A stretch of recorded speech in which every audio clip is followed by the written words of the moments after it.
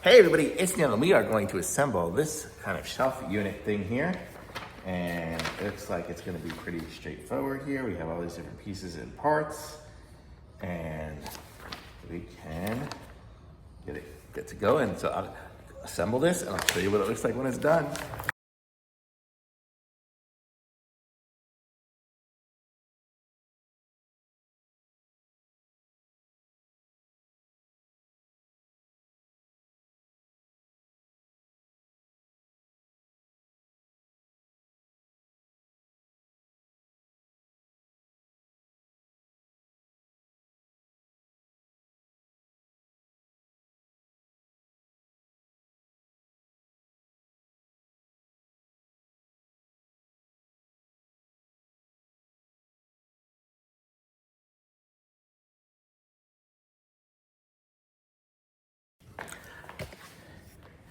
Okay, so that's the completion of it. Let me show you what it looks like.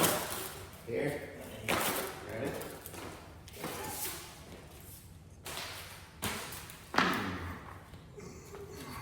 So this is what it looks like here.